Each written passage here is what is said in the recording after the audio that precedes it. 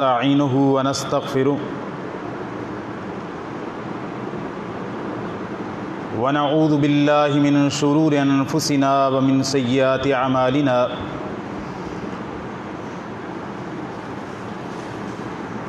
من يهده الله فلا مضل له ومن يضلل فلا هادي له وأشهد أن لا إله إلا الله وحده لا شريك له وأشهد أن محمدًا عبده ورسوله صلى الله عليه وسلم. أعوذ بالله السميع العليم من الشيطان الرجيم من همزه ونفخه ونفثه.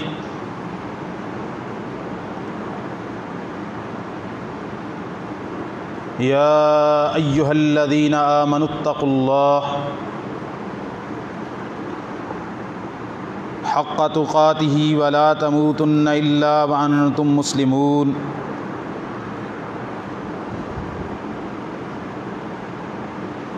يا أيها الناس اتقوا ربكم الذي خلقكم من نفس واحدة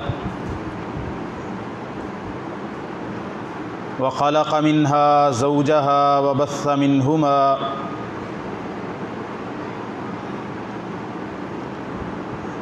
منهما رجالا كثيرا ونساء واتقوا الله الذي تساءلون به والأرحام إن الله كان عليكم رقيبا.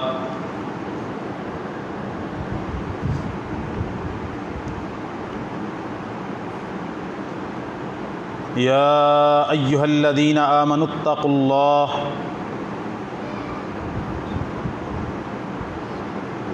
وقولوا قولا سديدا يصلح لكم أعمالكم ويغفر لكم ذنوبكم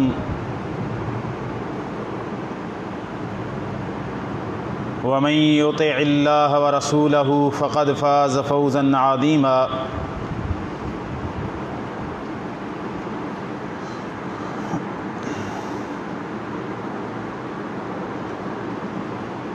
وقال جل وعلا في موضع آخر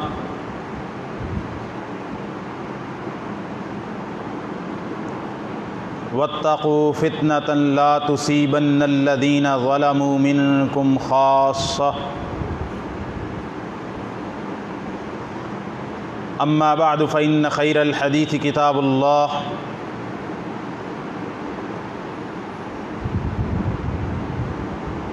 وخير الهدي هدي محمد صلى الله عليه وسلم وشر الأمور محدثاتها وكل محدثة بدعة وكل بدعة ضلالة وكل ضلالة في النار. ہر قسم کی حمد و ثنا، تعریفات، تسبیحات، تمجیدات، بزرگی، بڑائی، پاکی، تقدیس و تحمید اکیلے اللہ رب العالمین کے لیے ہے، جو کل کائنات کا اکیلا خالق، مالک، رازق اور مدبر ہے، اور لاکھوں کروڑوں درود و سلام ہوں اس ہستی اقدس و مقدس پر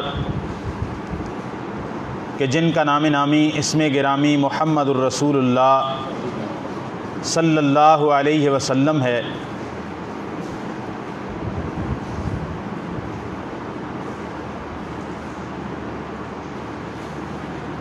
نبی کریم صلی اللہ علیہ وسلم نے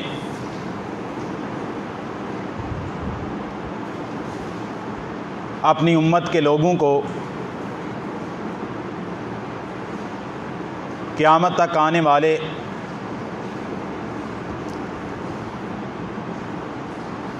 تمام بڑے فتنوں سے خبردار کیا ہے.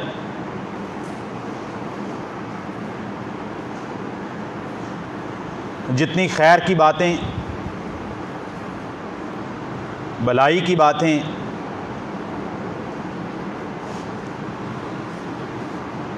بنی نوع انسان کی خیر خواہی کی باتیں،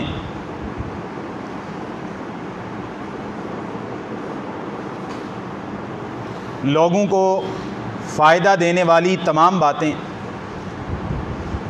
جو قیامت تک کے آخری انسان تک کو فائدہ دے سکتی تھی، نبی رحمت صلی اللہ علیہ وسلم نے وہ تمام باتیں کھول کر بیان فرما دی۔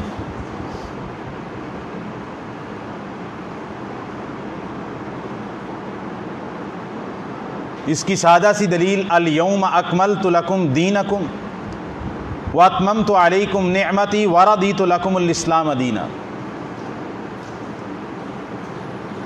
آج کے دن دین مکمل ہو گیا، نعمت کو پورا کر دیا گیا، اور دین اسلام کو اللہ تعالیٰ نے پسندیدہ قرار دے دیا۔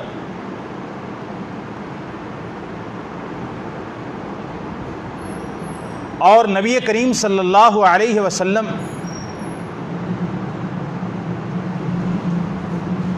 جب اپنی حیات طیبہ کے سب سے بڑے اجتماع سے خطاب فرما رہے تھے،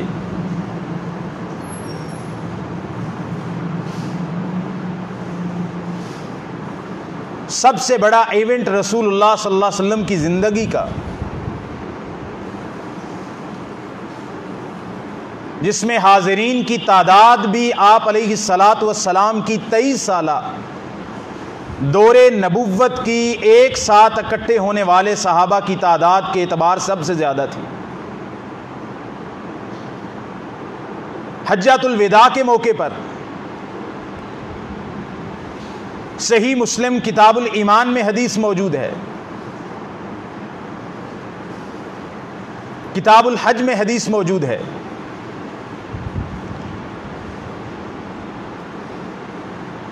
عرفات میں خطبہ ارشاد فرمایا،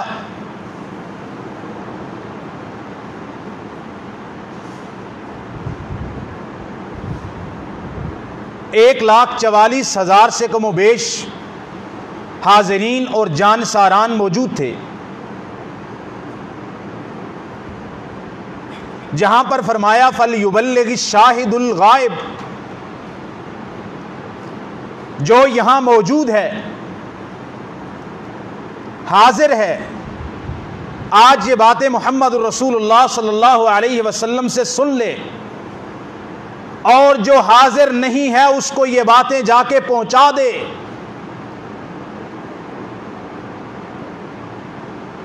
اور رسول اللہ صلی اللہ علیہ وسلم کے خطبے کو اتنے بڑے اجتماع میں، جبکہ لاؤڈ سپیکر کا اس وقت انتظام بھی نہ تھا، تمام حاضرین تک اس بات کو پہنچانے کا یہ انتظام کیا گیا کہ مختلف صحابہ کو آپ علیہ الصلاۃ والسلام نے اپنی طرف سے مقرر کیا، جس طرح نماز میں مکبر مقرر کرتے ہیں کہ بات کو سنتا، آپ کا جملہ اپنے سے پیچھے لوگوں کو بتا دیتا، وہ اس سے پیچھے، وہ اس سے پیچھے، 1.5 لاکھ کے مجمع تک آپ علیہ الصلاۃ والسلام کی بات کو پہنچا دیا گیا۔ خیر کی ساری باتیں آپ علیہ الصلاۃ والسلام نے ایک خطاب میں فرما دی، اللہ کے تقوی کی بات کی، توحید کی بات کی، حرمت بلاد، حرمت بیت اللہ کی بات کی، زمانے کے واپس لوٹ آنے کی، ایام کی ترتیب کی بات کی، مسلمانوں کے خون، ان کے مال، ان کی عزتیں ایک دوسرے کے لیے حرام ہیں، ان کے لیے محترم ہیں، اس کی بات کی، خواتین مستورات کے حقوق کی بات کی، اور ساتھ یہ بھی بات کی کہ لوگوں، میں تم میں 2 چیزیں چھوڑ کے جا رہا ہوں، لن تضلوا ما تمسکتم بہما، کتاب اللہ و سنت نبیہ۔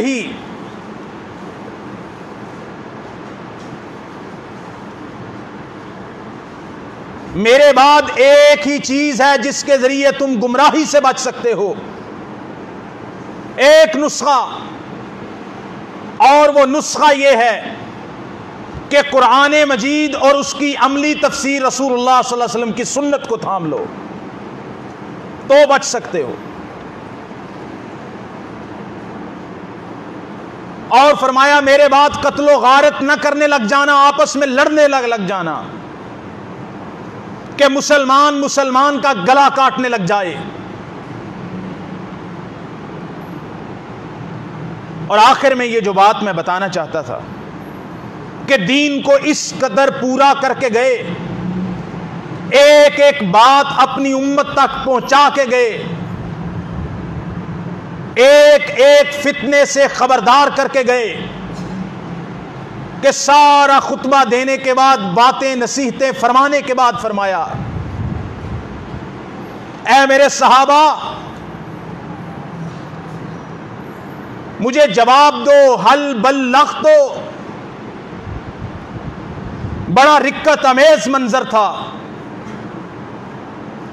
کہ اللہ تعالیٰ کے آخری پیغام کو لے کے آنے والے محمد رسول اللہ صلی اللہ علیہ وسلم، جو اللہ کی وحی کے سب سے بڑے امین تھے، امانت دار تھے، وہ صحابہ سے گواہی لے رہے اپنے بارے میں، میرے صحابہ بتاؤ حل بلغت، کیا میں نے اللہ کا پیغام تمہیں سنا دیا ہے؟ 3 دفعہ فرمایا حل بلغت، حل بلغت، حل بلغت۔ کیا کوئی کمی تو نہیں؟ صحابہ نے بلند آواز سے جواب دیا نعم، ہاں اللہ کے رسول صلی اللہ علیہ وسلم، قد بلغت وعدیت ونصحت، آپ نے اللہ تعالی کے دین کو پہنچانے کا حق ادا کر دیا،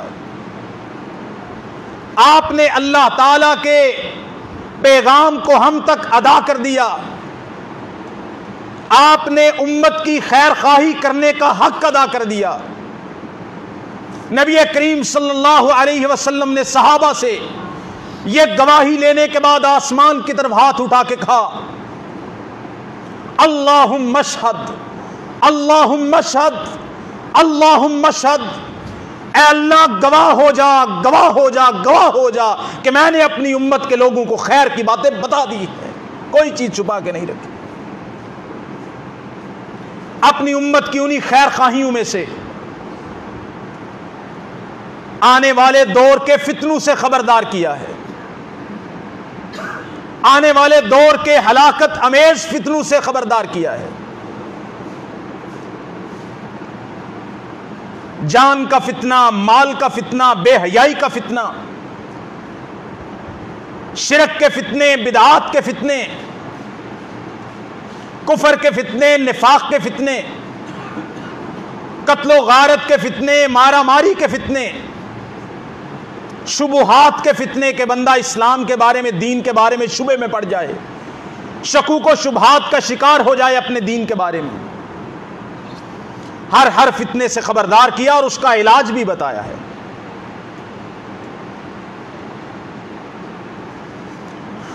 وہی دیرینہ بیماری، وہی دیرینہ بیماری، وہی نہ کمی دل کی، وہی دیرینہ بیماری، وہی نہ کمی دل کی، علاج اس کا یہ جو بیماری پرانی ہے، شکوک کی، شبہات کی، فتنوں کی، اور وہی دل کی کمزوری، اس کا ایک ہی علاج ہے، وہ علاج ہے محمد رسول اللہ صلی اللہ علیہ وسلم کا دین، آپ کی سنت۔ فتنوں سے کیسے خبردار کیا؟ سیدنا حذیفہ ابن یمان، یہ رسول اللہ صلی اللہ علیہ وسلم کے رازدان تھے۔ یہ کیا تھے رسول اللہ صلی اللہ علیہ وسلم کے؟ رازدان۔ رسول اللہ صلی اللہ علیہ وسلم نے اپنے بہت زیادہ راز جو کسی کو نہیں بتائے حذیفہ ابن یمان کو بتائے تھے. یہاں تک کہ کچھ منافقین کے نام جو منافق موجود تھے کسی کو ان کے نام نہیں بتائے, حذیفہ ابن یمان کو بتائے تھے. سیدنا حذیفہ ابن یمان کہتے ہیں, صحیح بخاری کی حدیث ہے, تعلم اصحابی الخیر وتعلمت الشر, میرے ساتھی, میرے باقی مومن مسلمان ساتھی, اللہ کے نبی کے صحابی, اللہ کے رسول صلی اللہ علیہ وسلم سے جا کے خیر کے, نیکی کے, بھلائی کے کام سیکھا کرتے تھے, پوچھتے تھے کہ بھلائی کیا ہے, نیکی کیا ہے, تقوی کیا ہے, ثواب کے کام کیا ہیں. اور میں کیا کرتا تھا, میں رسول اللہ صلی اللہ علیہ وسلم سے شر کے متعلق سوال کرتا تھا, فتنے کے متعلق سوال کرتا تھا, برائی کیا ہے, برائی کیا ہو سکتی ہے, میں اس کے متعلق سوال کرتا تھا. اور دوسری حدیث اس سے زیادہ تفصیل میں ہے, کہتے ہیں کہ لوگ آپ صلی اللہ علیہ وسلم سے سوال کیا کرتے تھے, ان الناس كانوا يسألون رسول اللہ صلی اللہ علیہ وسلم عن الخیر وكنت اسأله عن الشر مخافۃ ان یدرکنی. جتنے بھی لوگ تھے سارے کے سارے اللہ کے نبی سے خیر کے بارے میں سوال کرتے تھے, نیکی کے بارے میں سوال کرتے تھے, نیکی کیا ہے, نیکی کیا کرنی ہے, عمل کیا کرنا ہے, کیسے کرنا ہے, نماز, روزہ, حج, زکوٰۃ, جنت کیسے ملے گی. لوگ آپ سے نیکیوں کے بارے میں پوچھتے تھے, میں آپ صلی اللہ علیہ وسلم سے شر کے بارے میں پوچھتا تھا, فتنہ کیا ہے, شر کیا ہے. یہ بھی ایک علم ہے, فتنوں کے بارے میں علم حاصل کرنا.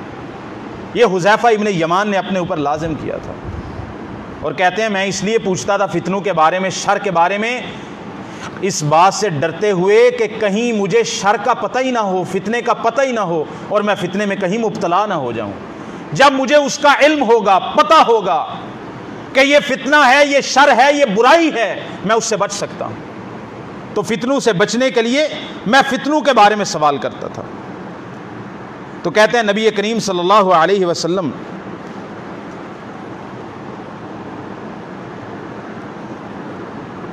ایک دن میں نے اللہ کے رسول صلی اللہ علیہ وسلم سے فرمایا,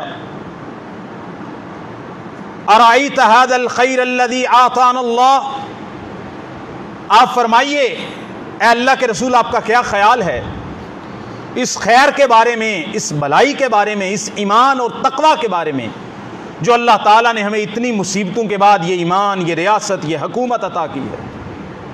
آج ہمارا ہر طرف دور دورہ ہے, تو یہ جو خیر اللہ تعالیٰ نے ہمیں ایمان نصیب فرمایا ہے, یہ جو اسلام کا اتنا بڑا اجتماع آج ہمارے سامنے ہے, اللہ تعالیٰ نے ہمیں اسلام کو طاقت عطا کی ہے, آپ کا اس خیر کے بارے میں, اس ایمان اسلام کے بارے میں کیا خیال ہے. اَيَكُونُ بَعْدَهُ شَرٌّ كَمَا كَانَ قَبْلَ. حذیفہ ابن یمان کا سوال سنیے, اللہ کے نبی صلی اللہ علیہ وسلم, ہم پہلے کفر میں تھے, پھر اللہ تعالیٰ نے ہمیں اسلام دیا, یہ ہوگی خیر. پہلے شر میں تھے, کفر میں تھے, بدعات میں تھے, خرافات میں تھے, اب ہمیں ایمان مل گیا, خیر مل گئی. اے بیٹا جاگ کے بیٹھو, سیدھے ہو کے بیٹھو, جگہ بدل لو, ادھر چلے جاؤ. نیند آئے تو جگہ بدل لینی چاہیے, سنت ہے. جمعے میں نیند آ رہی ہو جگہ بدل لیں. تو پہلے ہمارے پاس شر تھا, کفر تھا, پھر اللہ تعالیٰ جعل اللہ ھذا الخیر, اللہ تعالیٰ یہ خیر, یہ ایمان, یہ اسلام کی دولت ہمارے پاس لے آیا. آپ یہ فرمائیے کہ اس خیر کے بعد, ایمان آ جانے کے بعد پھر شر آئے گا, پھر شر آئے گا, پھر ضلالت, گمراہی, کفر, کیا اس کا پھر ہمارے اوپر حملہ ہوگا؟ رسول اللہ صلی اللہ علیہ وسلم نے فرمایا نام, ہاں, پہلے شر تھا, کفر تھا, اس کے بعد خیر آیا, ایمان آ گیا.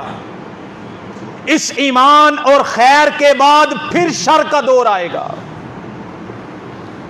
حذیفہ ابن یمان کہتے ہیں میں نے اللہ کے رسول صلی اللہ علیہ وسلم سے کہا فَمَا الْعِصْمَةُ مِنْ ذَلِكَ، اللہ کے رسول یہ جو خیر کے بعد دوبارہ شر کا حملہ ہوگا، دوبارہ فتنے کا حملہ ہوگا، اس سے بچاؤ کیسے ہے، کیسے بچا جائے؟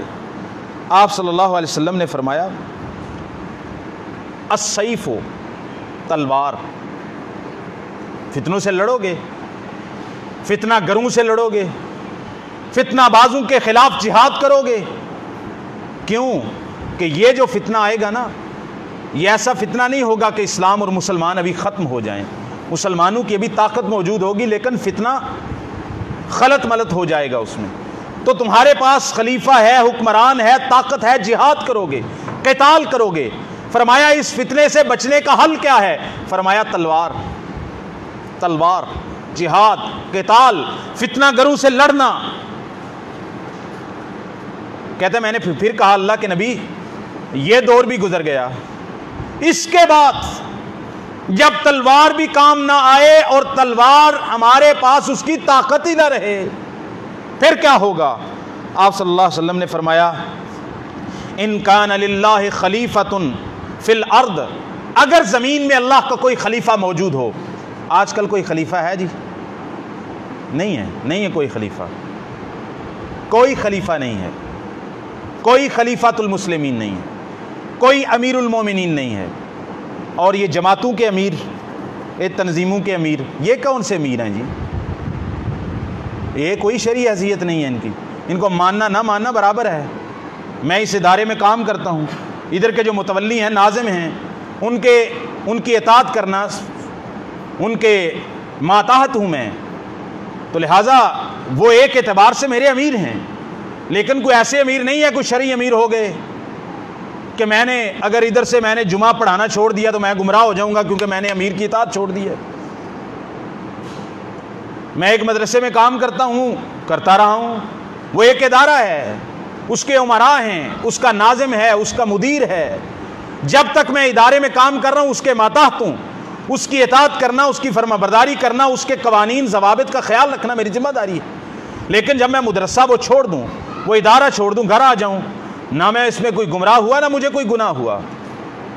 تو اسی طرح تنظیم، جو تنظیمیں ہیں، چاہے وہ اہل حدیث کی تنظیمیں ہوں، غیر اہل حدیث کی تنظیمیں ہوں، اسلام کے نام پر ہوں، کسی بھی نام پہ ہوں، مسلک کے نام پہ یا غیر، وہ کام کرنے کے لیے آپ نے ادارے بنائے ہیں۔ یعنی انفرادی طور پر تو دین کا کام نہیں ہو سکتا نا، اس کے لیے آپ کو منظم ہونا پڑتا ہے، منظم ہو کے کام کرنے میں زیادہ برکت ہے۔ تو لہٰذا جب مسلمانوں کے پاس وہ حکومت، وہ ریاست، وہ چیزیں موجود نہیں ہیں، تو آپ نے کہا اسلام کے نفاذ کی ہم نے کوشش کرنی منظم ہونے کی۔ لہٰذا ایک بندے کو اپنا امیر، صدر، جنرل سیکرٹری، ناظم، کچھ بھی کہہ لو، بنا لو، لیکن اس کے اوپر جاہل لوگ آج کل کے متعصب دور میں اپنے تنظیموں کے امیروں کے اوپر خلیفہ اسلام کی حدیثیں فٹ کرتے ہیں۔ آپ نہیں، آپ نے کیا کرنا ہے؟ آپ تو بڑے اچھے لوگ ہیں، اور ملا یہ کام کرتے ہیں۔ ایک تنظیم میں تھے، تنظیم کو چھوڑا، کسی دوسری تنظیم میں گئے، عام لوگ نہیں، عام لوگوں کو تو حدیثوں کا پتہ ہی نہیں ہے نا، ملا وہ کیا حدیث سناتے ہیں؟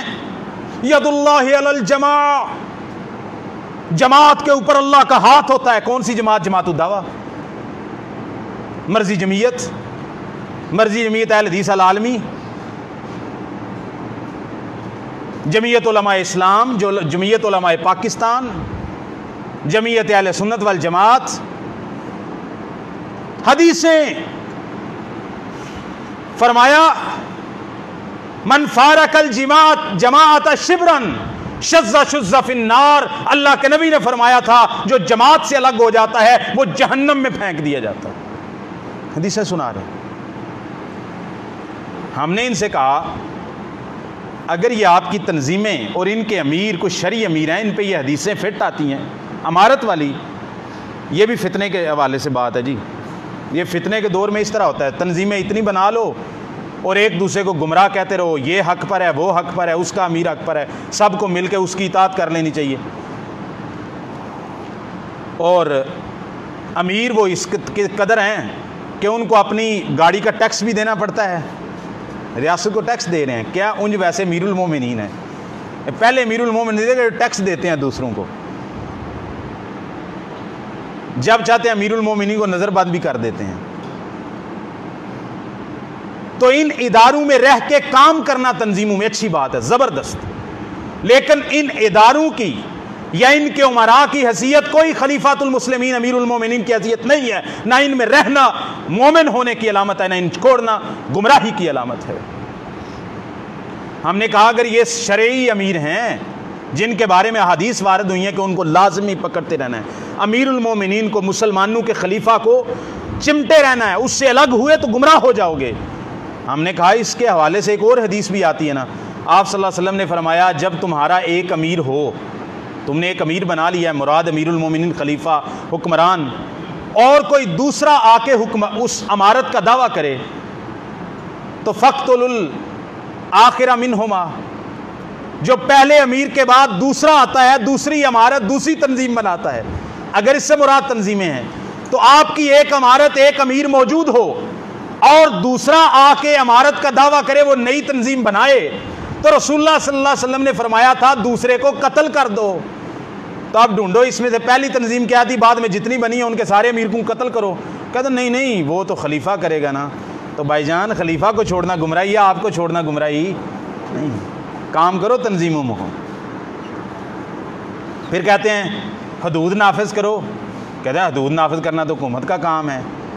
جب آپ نے اپنی بھیڑ بکریاں اپنے پیچھے لگانی ہوتی ہیں اس وقت آپ شرعی امیر والی ساری حدیثیں اپنے اوپر فٹ کر لیتے ہو, اور جب اس طرح کے مطالبات نہیں, دیکھیں جی ہمارے اوپر کوئی, ہمارے پاس کوئی حکومت تو نہیں ہے. جب آپ کے پاس حکومت نہیں ہے آپ آرام سے بیٹھیں, اپنا کام کریں, تنظیم چلائیں, اپنے آپ کو امیر المومنین کے القابات سے نہ نوازیں, اور اپنے جاہل ملاؤں کو بھی منع کریں کہ یہ حدیثیں جو امیر المومنین کے بارے میں وہ تنظیموں کے صدر, جنرل سیکرٹری, ناظم پہ فٹ نہ کریں. یہ رسول اللہ صلی اللہ علیہ وسلم کی حدیث کے ساتھ ظلم ہے. حذیفہ ابن یمان نے کہا تلوار تو ہو جائے گی, جب بعد میں تلوار, اس کے بعد کیا ہوگا, دوبارہ فتنے آئیں گے, پھر کیا ہوگا. آپ نے فرمایا اگر زمین پر اللہ کا کوئی خلیفہ موجود ہو پھر کیا کرنا ہے, فَضَرَبَ ظَهْرَكَ, وہ خلیفہ جو مسلمانوں کے اتفاق سے بنا ہو, یا وہ عادل ہو اور اس نے تسلط کے ذریعے حکومت قائم کر لی ہو اور تمام مسلمان اس کے زیر حکومت آ گئے ہوں, زیر انتظام آ گئے ہوں, اور مسلمانوں کا کلمہ ایک بندے پہ جمع ہو گیا ہو.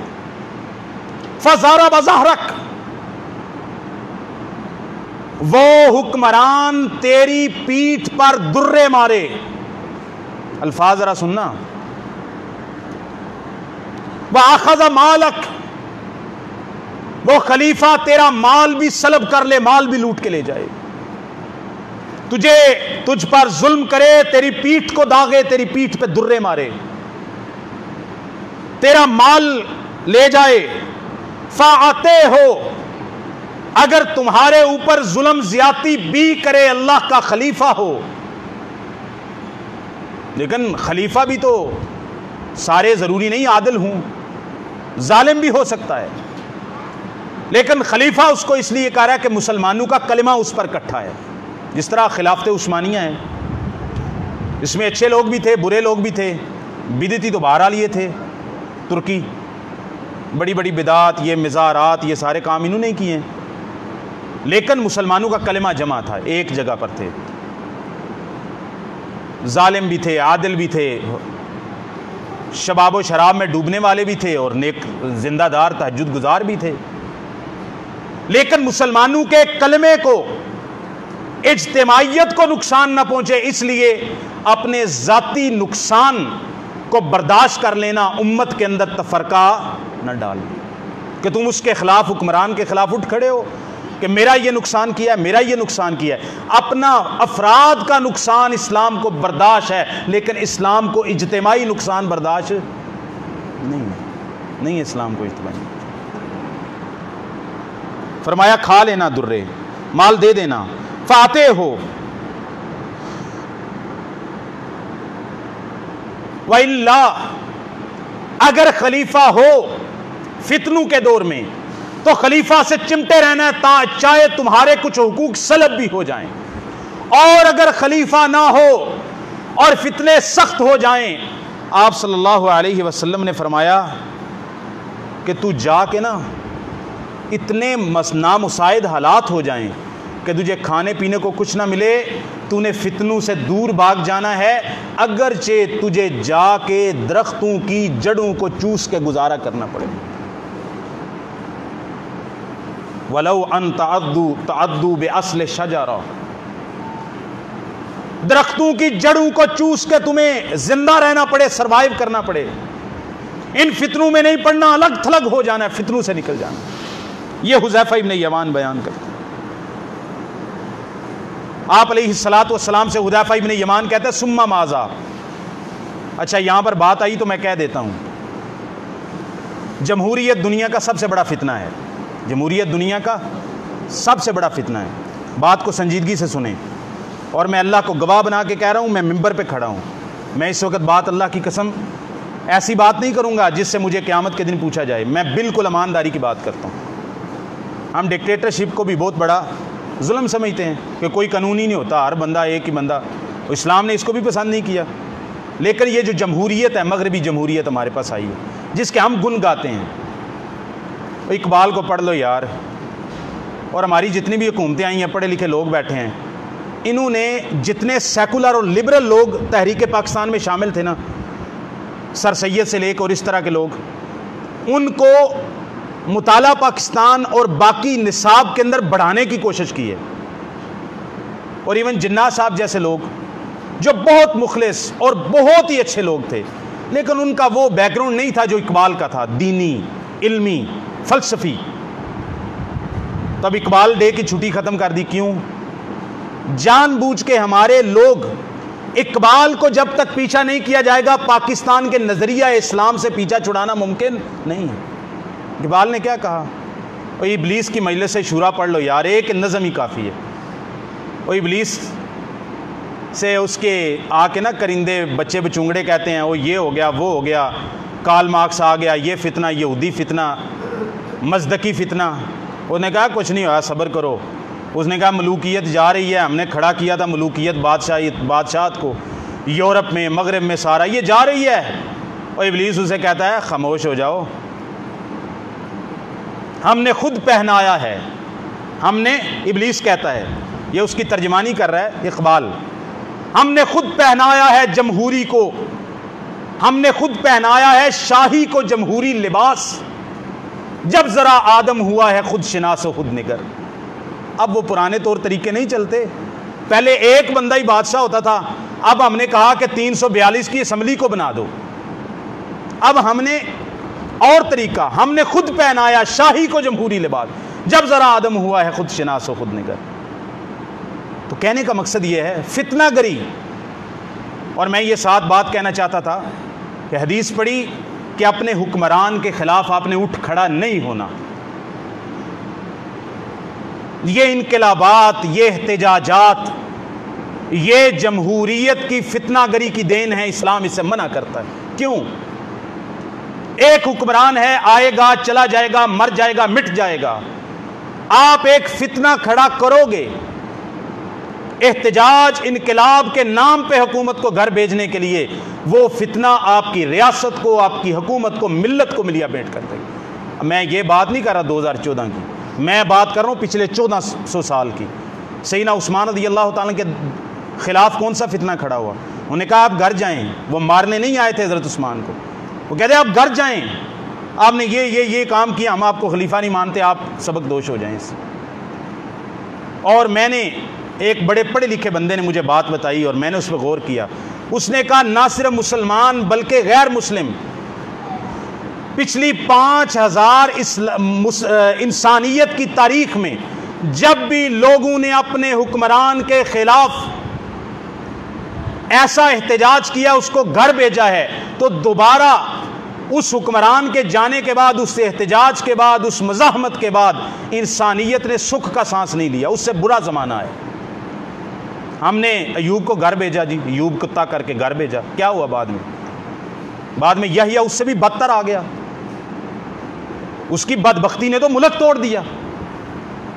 پھر ملک توڑا، مجیب کو علیحدہ کیا، بھٹو صاحب نے کہا تم ادھر ہم ادھر، چلو ٹھیک ہے جی رہتے ہیں۔ پھر یہاں پڑھے لکھے لوگ بیٹھے ہیں، وہ بعد میں مجھ سے کہیں گے وہ بھٹو نے اسلامی سربراہی کانفرنس لاہور میں بلائی تھی، کیا بلائی تھی یار؟ اور بنگلہ دیش کو تسلیم کرنا تھا، ڈرامہ کر کے ادھر اسلامی سربراہی کونسل بنا لی۔ یہ چورن بیچا گیا لوگوں کے سامنے تو اتنا بڑا بھٹو لیڈر ہو گیا اس نے سر اسلامی۔ اس کے بعد کیا ہوا؟ سوشلزم آیا، نظام مصطفیٰ میں آپ لڑے، کیا معاملات ہوئے؟ ملک پیچھے گیا۔ آپ نے جب بھی حکمرانوں کے خلاف اٹھے ہیں لوگ، مسلمان ہوں یا غیر مسلم ہوں، اس کے بعد ان کو شر ہی ملا ہے، اس خیر نہیں ملی۔ خیر کا طریقہ کیا ہے؟ تبلیغ، تربیت، لوگوں کو گراس روٹ لیول سے لوگوں کی تربیت کر کے لانا، اس سے تبدیلی پیدا ہوتی ہے۔ صحابی کہتے ہیں اللہ کے نبی صلی اللہ علیہ وسلم سے میں نے کہا کہ یہ سارا کام گزر جائے گا، خلیفہ بھی نہیں ہوگا۔ آپ کہتے ہیں جڑیں چوس لو لیکن فتنوں میں نہ پڑو، جڑیں چوس لو جا کے۔ اس کے بعد کیا ہوگا؟ آپ صلی اللہ علیہ وسلم نے فرمایا ثم یخرج الدجال، پھر دجال نکلے گا۔ پھر کیا نکلے گا؟ دجال نکلے گا۔ ما نہر و نار، دجال کے پاس ایک نہر ہوگی پانی کی، دودھ کی، و نار، اور ایک آگ ہوگی۔ ایک ہاتھ میں ایک طرف دجال کے پاس نہر ہوگی اور دوسری طرف آگ ہوگی دجال کے پاس۔ فمن وقع فی نارہ وجب اجرہ، جو بندہ دجال کی نار میں آگ میں کود گیا، جو بندہ دجال کی آگ میں چلا گیا، اس بندے کا اجر اللہ پہ ثابت ہو گیا، وہ بندہ اللہ تعالیٰ سے اجر کا مستحق ہو گیا اور اس کے تمام گناہ معاف کر دیے گئے۔ ومن وقع فی نہرہ، اور جو بندہ شوق میں آ کے آسائش کے لیے دجال کی نہر میں اس نے چھلانگ لگا دی، رسول اللہ صلی اللہ علیہ وسلم نے فرمایا اس بندے پر گناہ لازم ہو گیا اور اس کے تمام جتنا بھی نیکیاں تھی وہ ساری مٹا کے رکھ دی۔ فرمایا اس کے بعد کیا ہوگا؟ دجال آ گیا، اس کے پاس نہر بھی ہے، اس کے پاس آگ بھی ہے، آگ میں کودو تو جنت میں جاؤ گے، دجال کی نہر میں کودو تو جہنم میں جاؤ گے۔ یہ معاملات بھی گزر گئے۔ اس کے بعد کیا ہوگا؟ آپ صلی اللہ علیہ وسلم نے فرمایا ثم ہی قیام الساعہ، اس کے بعد پھر قیامت قائم ہو جائے گی۔ سیدنا حذیفہ ابن یمان بیان کرتے ہیں کہ نبی کریم صلی اللہ علیہ وسلم نے فتنوں سے اس قدر خبردار کیا ہے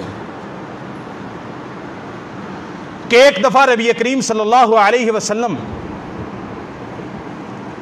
مدینہ سے آ رہے تھے، مدینہ کے باہر سے آ رہے تھے اور مدینہ کے سامنے ٹیلے اور مدینہ کے گھر نظر آئے۔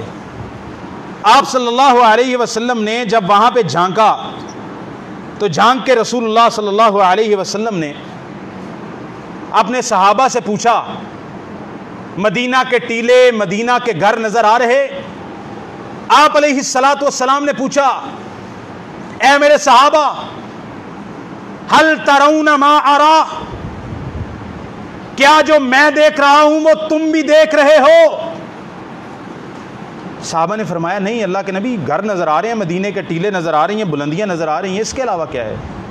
آپ صلی اللہ علیہ وسلم نے فرمایا انی ارا مواقع الفتن خلال بیوتکم کمواقع القطر، میرے صحابہ میں جو دیکھ رہا ہوں وہ یہ دیکھ رہا ہوں کہ تمہارے گھروں میں فتنے اس قدر پڑنے والے ہیں جس طرح جب بارش ہوتی ہے تو بارش کے قطرات زمین پہ پڑتے ہیں۔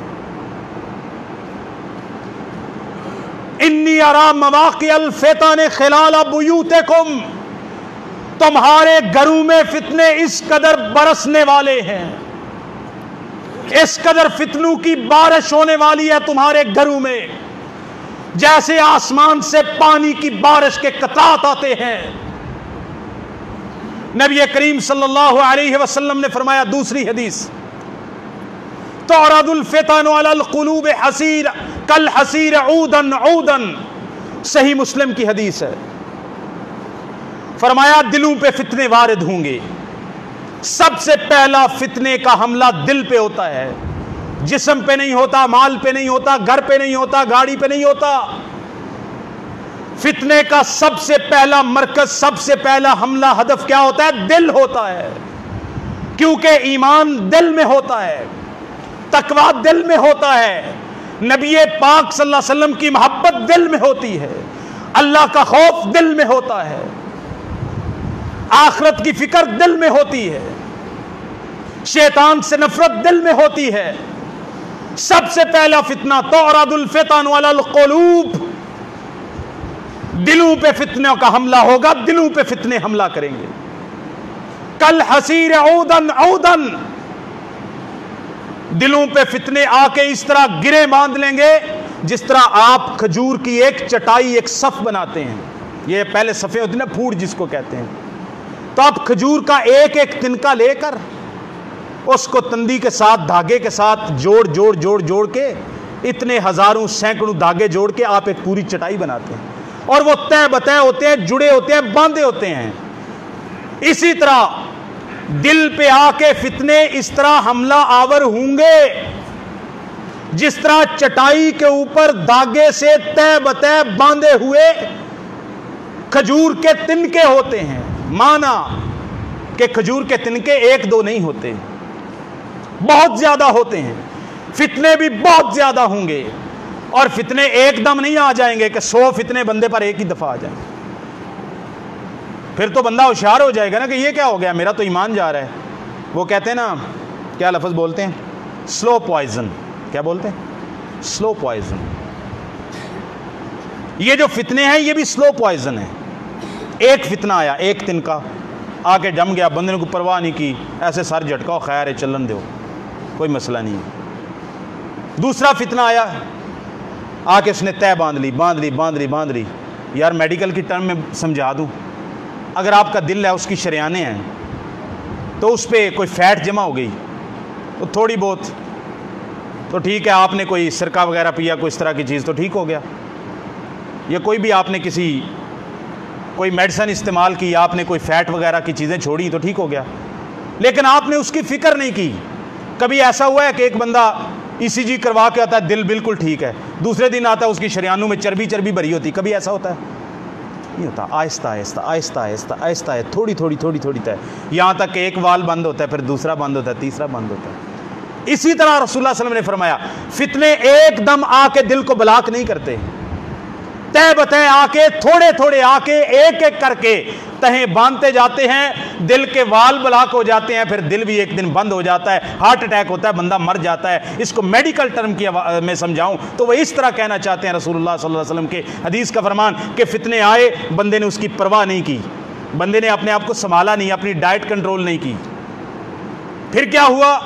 ایک وقت آیا کہ بندے کو تکلیف ہونے لگی، درد، بندے نے کہا خیر ہے، بس چلتا رہا، پھر بھی کوئی پرہیز نہیں، پھر بھی کوئی ایمان نہیں، کتاب نہیں، قرآن نہیں، حدیث نہیں، سنت نہیں، کچھ بھی نہیں اپنایا، اپنے روزمرہ کے معمولات کو بدلا نہیں، فتنوں سے ڈرا نہیں، یہاں تک کہ ایک وقت آتا ہے کہ دل پہ اتنے فتنے وارد ہو کے اتنی تہ باندھ لیتے ہیں کہ بندہ کفر میں چلا جاتا ہے۔ اور میں اس کو حدیث سے سمجھاؤں گا، رسول اللہ صلی اللہ علیہ وسلم نے فرمایا کہ ایک وقت آئے گا جب فتنوں کا دور ہوگا۔ رسول اللہ صلی اللہ علیہ وسلم نے فرمایا آدمی شام کے وقت، یہی ہے نا، شام کے وقت صحت مند تھا، صبح ہارٹ اٹیک ہوا، بندہ مر گیا۔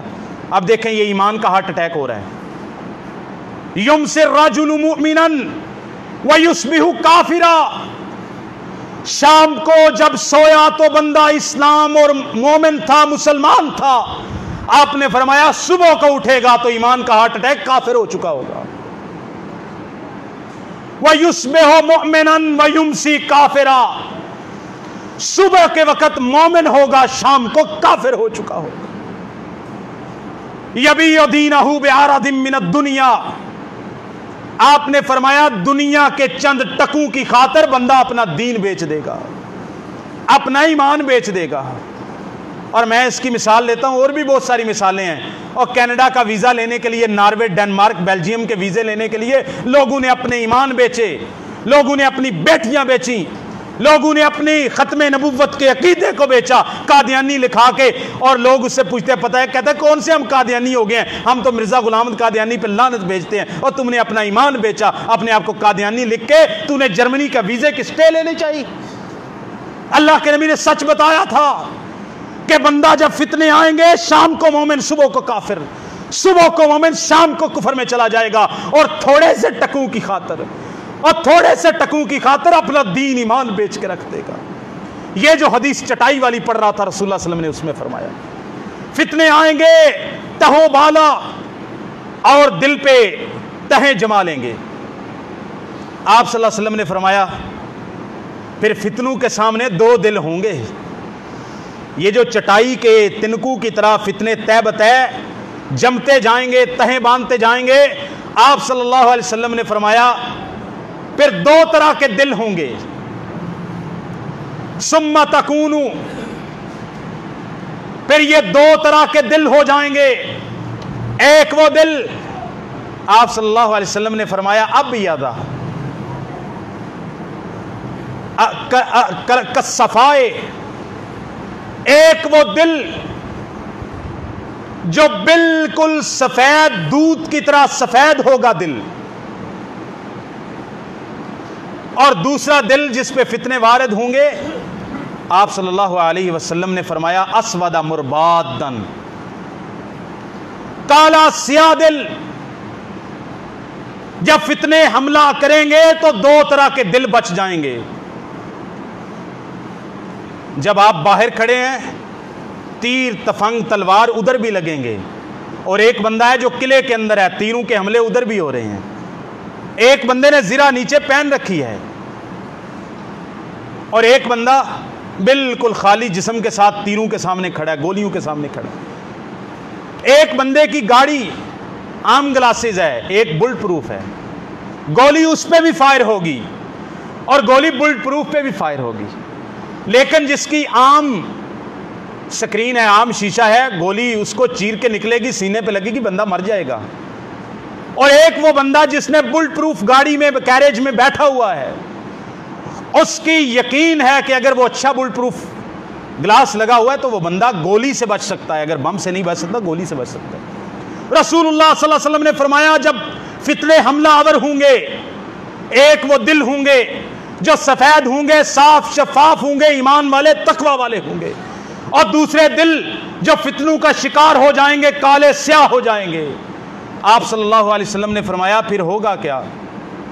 یہ جو دل جس نے فتنے کو دیکھا، فتنے کا انکار کیا، کیونکہ علم تھا، ایمان تھا، تقوی تھا، کتاب و سنت سے بندے کا تعلق تھا، اس نے فتنوں کو جھٹک دیا، فتنوں کا انکار کر دیا، فتنوں کے سامنے سرنڈر کرنے سے انکار کر دیا۔ آپ نے فرمایا یہ جو چٹا دل ہے نا، سفید دل، آپ نے فرمایا لا تضرہ فتنۃ ما دامت السماوات والارض، آپ نے فرمایا یہ جو چٹا دل ہے نا، جس نے فتنوں کا مقابلہ کیا، آپ نے فرمایا جب تک زمین و آسمان باقی رہیں گے اس دل کو کوئی فتنہ نقصان نہیں پہنچا سکتا۔ اور دوسرا دل کالکوز مجحیا لا یعرف معروفا ولا ینکر منکرا الا ما اشرب من ہواہ، اور دوسرا دل جو کالا ہو گیا، سیاہ ہو گیا، جس نے فتنوں کو قبول کر لیا، فتنوں کا مقابلہ نہیں کیا، دین نہیں تھا، علم نہیں تھا، تقوی نہیں تھا، قرآن و سنت کا التزام نہیں تھا، اس بندے کا دل آپ صلی اللہ علیہ وسلم نے فرمایا ایسے کوزے کی طرح ہو گیا جو اوندھا ہو گیا ہے۔ یہ گلاس ہے نا، اس میں پانی ہے، کوزا کہتے ہیں اس کو عربی میں، یہ گلاس ہے، آپ نے اس میں پانی بھرا ہوا ہے، تو آپ اس کو پی سکتے ہیں، محفوظ کر سکتے ہیں، رکھ سکتے ہیں، کسی کو دے سکتے ہیں۔ یہ سیدھا گلاس ہے۔ اب یہ الٹا ہو گیا، یہ کیا ہو گیا؟ اب اگر اس میں کچھ تھا تو وہ سارے کا سارا گر جائے گا، اور اگر اس میں کچھ تھا ہی نہیں تو دوبارہ اس میں ڈالنے کی کوشش کریں گے۔ یہ گلاس ایسے پڑا ہوا ہے، یہ گلاس ایسے لیٹا ہوا ہے، آپ اس میں دودھ ڈالیں گے چلا جائے گا؟ شہد ڈالیں گے، پانی ڈالیں گے، کوئی مشروب ڈالیں گے؟ نہیں۔ اگر اس میں کچھ تھا تو جب کوزے کو الٹا کیا نبی کائنات نے، فتنے کے دل جو الٹے ہو جاتے ہیں، آپ نے مثال کیسے دی سمجھانے کے لیے؟ کوزے کی گلاس کی مثال دی۔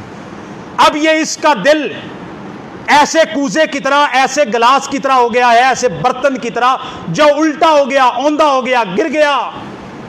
اب اگر اس میں ایمان تھا تو جب یہ الٹا ہوا، فتنوں کا شکار ہوا، اس کا ایمان نیچے گر گیا جیسے گلاس سے پانی گر گیا۔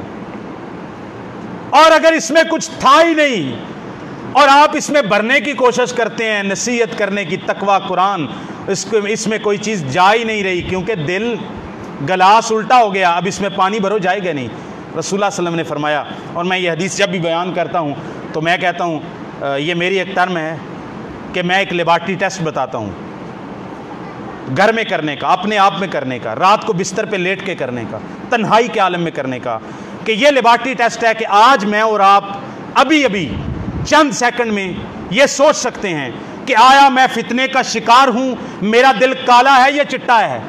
سمجھنا ہے 3 سیکنڈ میں۔ رسول اللہ صلی اللہ علیہ وسلم نے فرمایا جو دل فتنے کا شکار ہو جاتا ہے وہ اوندا ہو جاتا ہے، اس میں کوئی خیر کی بات پڑتی نہیں ہے۔ اس کو پہچاننے کا صرف ایک طریقہ ہے، سادہ سا طریقہ، اپنے من میں جھانکو، لا یعرف معروفا ولا ینکر منکرا۔ اس فتنہ باز اور فتنہ گر اور فتنے میں مبتلا دل کی ایک علامت ہے، ایک ہی ٹیسٹ ہے کہ وہ دل نیکی اور بھلائی، اس بندے کو اچھائی اور برائی میں تمیز ختم ہو جاتی ہے، اس کو نیکی کا شوق ختم ہو جاتا ہے، برائی سے اس بندے کے دل میں نفرت ختم ہو جاتی ہے۔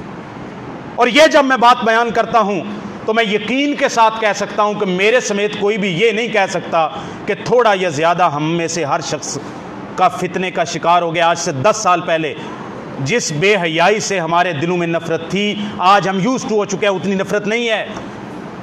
آج سے 10 سال پہلے جس لباس سے ہم نفرت کرتے تھے، آج ہماری بیٹیاں اور بہنیں پہنتی ہیں، ہم اس سے نفرت کرتے، ہم برا نہیں لگتا۔ جس میوزک سے، جن گانوں سے، جن معاملات سے، جھوٹ سے، غیبت سے، جس طرح کے ہمارے دل میں صفائی پہلے تھی، آج سے 10 سال پہلے، 20 سال پہلے، 30 سال پہلے، جتنی کسی کی عمر زیادہ ہے وہ اس حساب سے لگا لے، ایک ڈیکڈ پیچھے جائے گا تو وہ دیکھے گا کہ آج سے پہلے میں جتنا مومن تھا، جتنا ایمان تھا، جتنا تقویٰ تھا اور جتنی میری اچھی روایات تھیں، آج اچھائی اور برائی کی تمیز ختم ہو چکی ہے۔ تو میرے بھائیوں، اپنے من میں جھانکیں، اپنے من میں جھانک کر پا جا سراغ زندگی، میرا نہیں بنتا نہ من، اپنا تو بن۔ رسول اللہ نے فرمایا جو دل فتنے کا شکار ہو جاتے ہیں وہ الٹے ہو جاتے ہیں، ان کو اچھائی نہیں لگتی، برائی سے نفرت ختم ہو جاتی ہے۔ میں فتنوں کی حدیث پر اور فتنہ آخر الزماں اور اس کے علاوہ جو جنگوں کے فتنے، ملاحم، جنگیں بڑی بڑی شروع ہونے والی ہیں، کوئی امن نہیں ہونے جا رہا، بڑی بڑی جنگیں ہونے جا رہی ہیں، اور اس کے لیے انڈیا، اسرائیل، امریکہ یہ بلاک بن رہے ہیں، اور ہمیں پتہ نہیں کس بلاک میں جانا ہے، اکیلے رہنا ہے، کیا معاملات ہیں۔ اپنی افواج پاکستان کو سپورٹ کریں اللہ کے لیے، اس موقع پر تمام باتوں کو چھوڑ دیں۔ جب ہم امن میں آ جائیں گے ہم ان پہ تنقید بھی کریں گے۔ اپنی ریاست کو سپورٹ کریں، حکمرانوں کو نہیں، ریاست کو، حکومت کو نہیں، ریاست کو سپورٹ کریں۔ ہم اس وقت بڑے گرداب میں پھنس چکے ہیں، اور اس کے بارے میں 3 سال پہلے چودھری نثار نے خبردار کیا تھا۔ اگر کوئی اس کا انٹرویو آپ کو، وہ کہتا ہے میں اور میرے علاوہ 3 بندے جانتے ہیں کہ پاکستان کتنے بڑے گرداب میں پھنسنے جا رہے ہیں۔ ہم سیریس نہیں لیتے اپنے مخالفین کی باتوں کو، چودھری نثار کو لوگ پسند نہیں کرتے، لہذا اس کی بات کو سیریس لینے کی کیا ضرورت ہے۔ اس نے بار بار اپنے انٹرویوز میں کہا کہ میرے علاوہ 3 بڑی شخصیات، آرمی چیف ہو سکتا ہے، ISI چیف ہو سکتا ہے، یا اس وقت کے وزیر اعظم شاہدہ خان عباسی تھے، یا وزیر اعظم نواز شریف تھے۔ اس نے کہا میرے علاوہ 3 بندے اس خطرے کے بارے میں جانتے ہیں کہ پاکستان کتنے بڑے خطرے میں، کتنے بڑے گرداب میں جانے جا رہا ہے، اور آپ کے سامنے ہے۔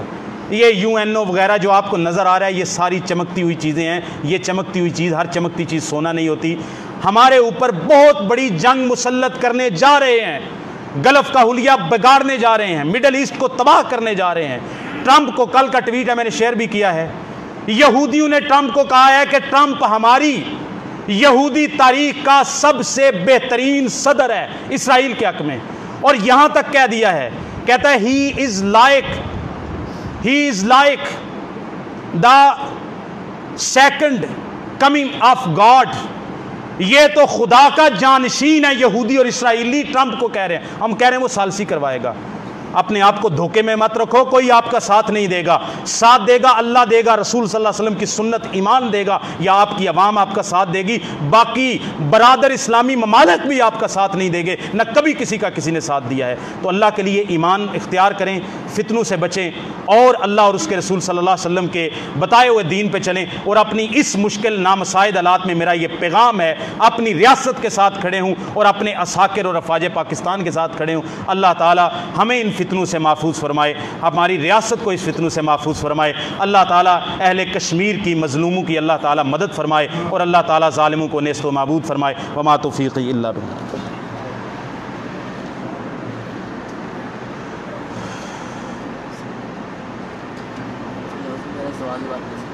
جی ان الحمد للہ نحمده ونستعینه ونستغفره ونعوذ باللہ من شرور انفسنا